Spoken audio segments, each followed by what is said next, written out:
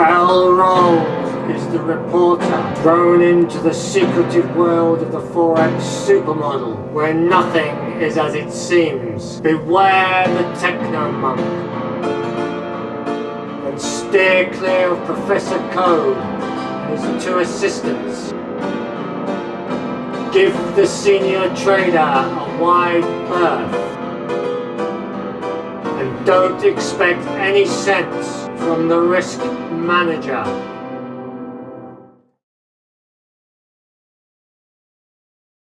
Good morning, I'm Professor Code and this is the Forex Super Model market analysis briefing for Friday the 13th of November 2020. The time is just gone 5:33 London time GMT. The Asian session is closed, the European session is just starting, and around our lunchtime we have the US session even. Right, so let's have a look at what happened yesterday first. So here we go. Pound negative, and on the positive side we've got dollar, the euro and the yen. So if we put the figures in, it's plus 188,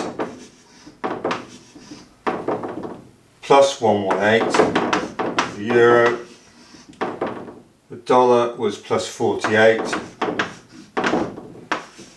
and the pound was minus 354. There was a check, plus 48, plus 118, plus 188 equals 354. So we know we're correct in our assessment. So that's plus or minus 354. And that was yesterday, which was Thursday the 12th of November. And those were the flows for the complete day. So if you look, you've got the pound acting as the unopposed negative driver.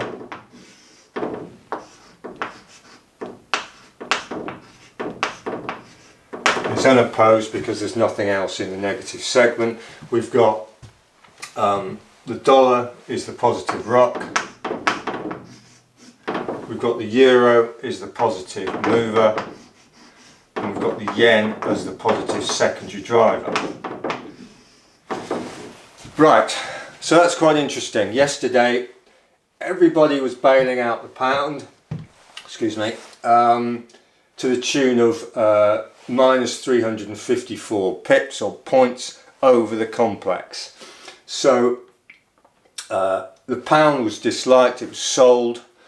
Opposing flows then, only front door flows because we've got an unopposed driver. So all these opposing flows were going in to the other complexes, and predominantly you can see they were going into the yen, and then next the euro, and finally the dollar. So that was the cycle of the flows for yesterday. Now interestingly, this is the pound being the unopposed negative driver.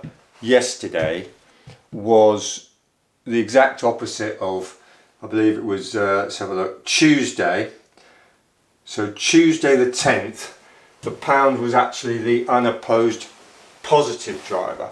And if you remember on that market briefing, I suggested that these situations are extremes, or can be extremes, and in this case it was a correct evaluation of looking at the way the markets have moved, as the pound being the unopposed positive driver on the Tuesday was correctly assessed as a short-term top, and subsequently Wednesday and Thursday and so today the pound has been soft and been selling off. So that's where we are there. So let's have a look at the weekly, intra-weekly flows, which are as follows. So let's have a look. So we've got the yen on the negative side, the euro on the negative side,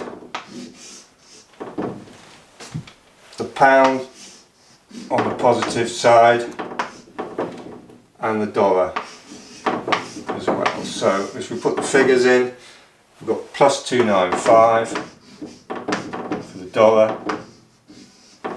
The pound is plus 147. The euro is minus 42. And the yen is minus 400. Now remember, these flows are from Monday the 9th. So it's Monday the 9th of November until about half an hour ago. So they're the intra-week flows. So from here we can see that the yen was the opposed negative driver. The euro was the negative rock. The pound was the positive mover. And the dollar was the positive secondary driver. So remember, as I said, these are flows for the whole week, and these are flows just for yesterday. Right, so just to finish off the flows, we'll look at what's happened so far today. So these are the intraday flows. And we've got the euro on the negative side, the dollar and the pound. And then on the positive side, we've got the yen. If you put the figures in, it's plus 71 for the yen, minus 10 for the pound, minus 29 for the dollar, and minus 32 for the euro. Right, so this, remember, is from Friday, today, Friday the 13th of November, open to about half an hour ago. So this is what's happening most recently. So if we look at the drive, so we've got the yen acting as the unopposed positive driver. So it's driving and it's unopposed.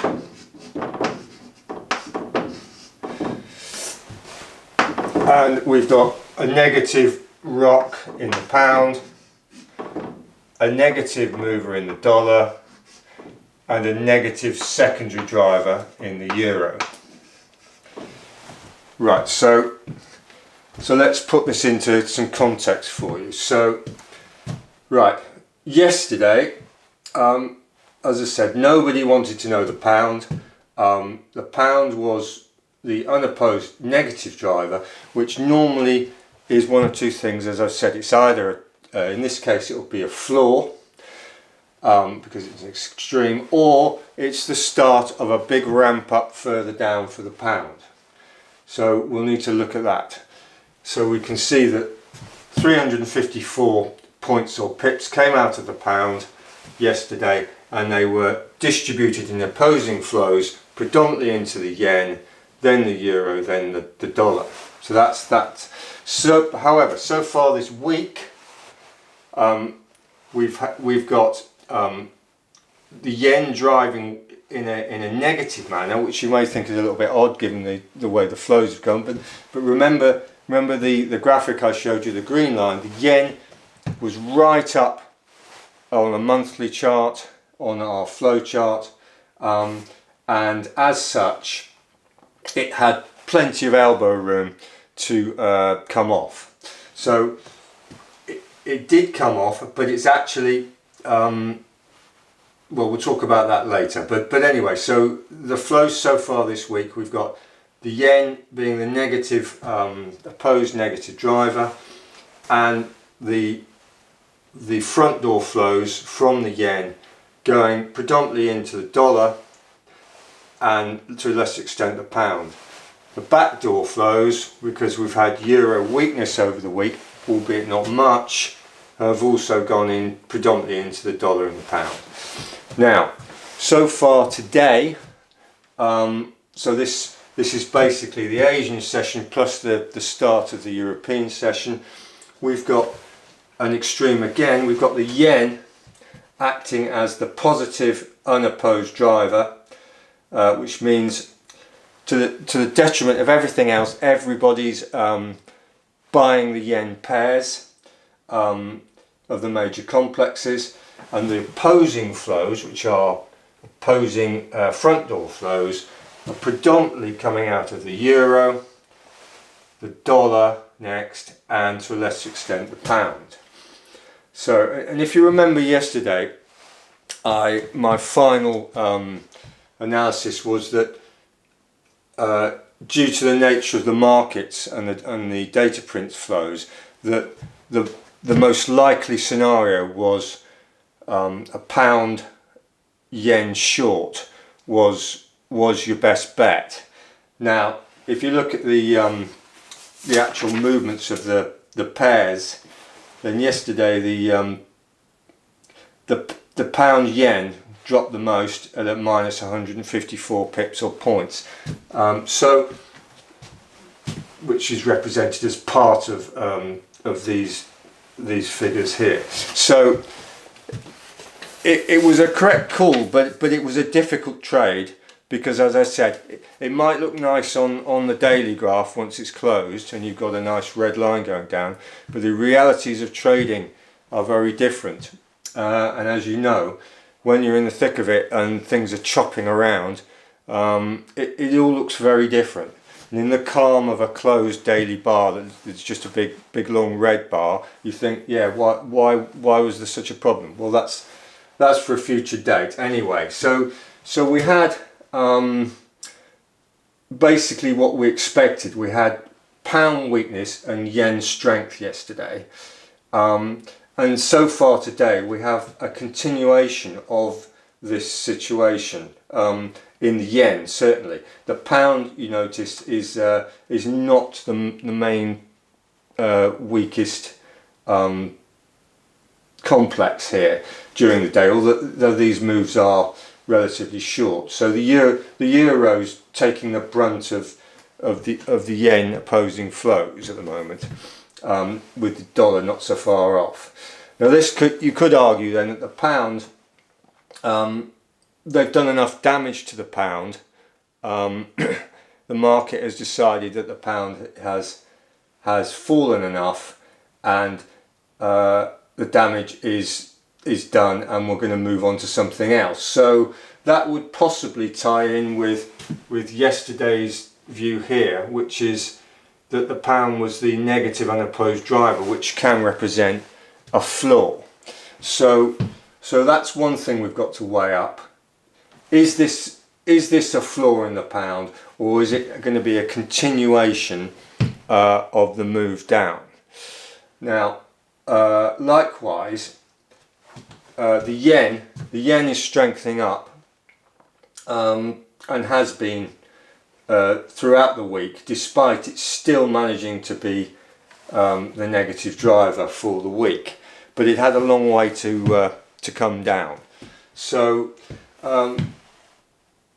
you know, these are the issues we're dealing with, and today, in terms of data prints, we've got the Euro GDP, we've got the Michigan consumer sentiment, which is US data, and we've got the Old Bailey yet again talking in a tier 1 manner meeting today. So this is hopefully the last, well, it's his last opportunity this week to push the markets around by jawboning.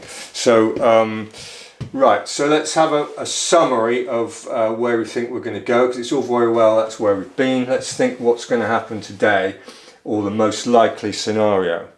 Now, to do that, we need to have a little think about the equity transmission. Now, equities have been very disturbed recently, is a reasonable way to describe them. The tech sort of had a bit of a recovery yesterday, but it still looks very moody and soft. Likewise, the S&P 500, which was more resilient this week, actually if you look at the S&P 500, it looks far more vulnerable now than it did before. Now our view here is that there's quite a good chance that equities are going to head south, and the S&P 500 is giving us the clues here. Now, if we get a pre-weekend sell-off today of US equities, which is a real possibility, then you normally get positive yen transmissions. That is the normal scenario, and in a risk-off situation. Now, this ties in with the flows so far today. We've got the yen showing that traders are basically buying the yen to the exclusion of the other complexes. So there's evidence there that would suggest that might be the case. How does that tie in with pound positioning? Well, the pound, remember, it is either going to be a floor or it's the start of a further ramp down. Now, and the pound doesn't seem to want to be trashed too far today. They're having a go at the euro and the dollar, so there's a conflict there. Now, so to sum up, the most likely scenario, we believe, and this will be equity market dependent, so if you get a sell-off in equities, and the best thing to look at here is the S&P 500, which from our analysis looks the one that's going to lead the way.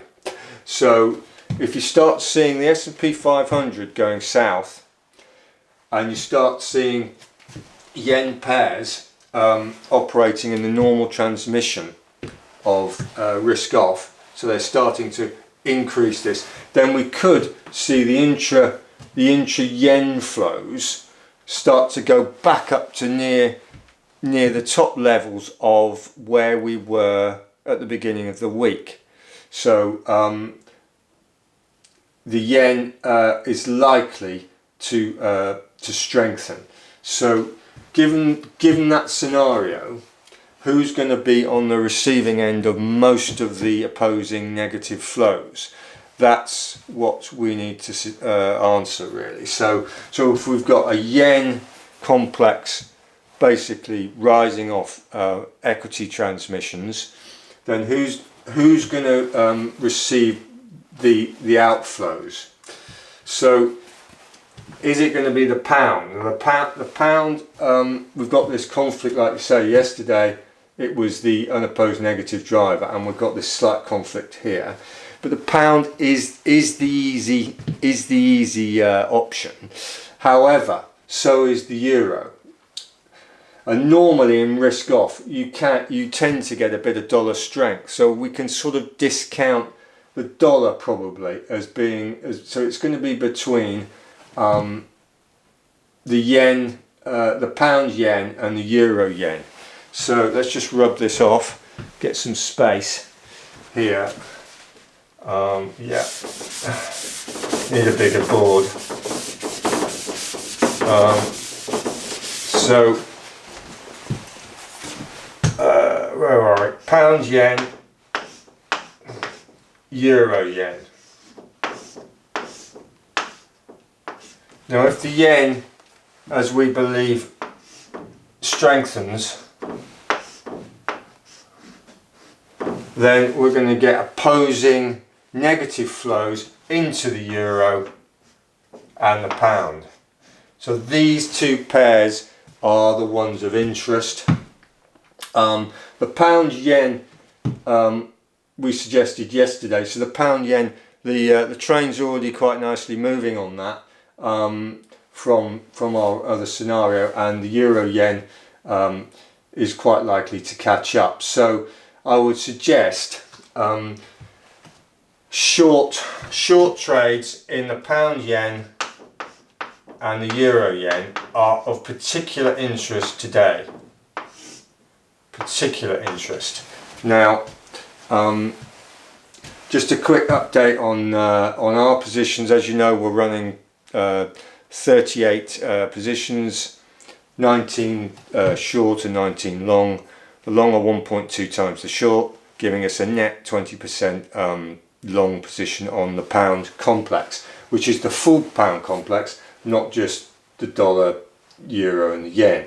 We're against the CAD, AUD and NZD and the chuff. Obviously the pound got a pasting, but due to our positioning and the way we work it, we managed to, we only came down to about, what was it, 420. We're currently operating at 420 points up from a peak of about just under 2,000.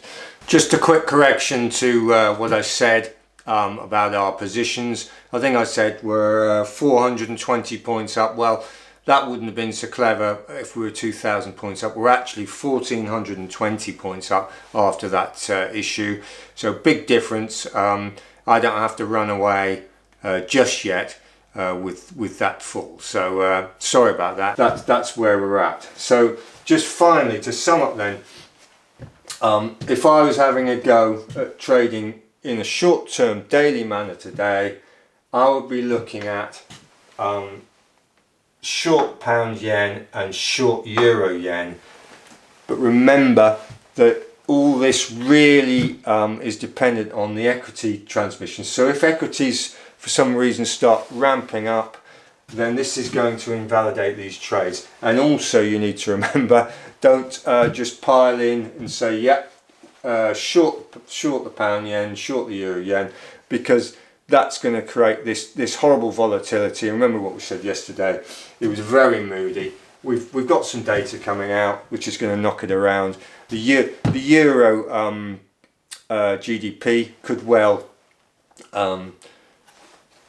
be a clincher. Michigan not so much probably, but and depending on what old Bailey says. So Bailey could really damage the pound in terms of banging on about negative rates and how dreadfully the Brexit negotiations are going.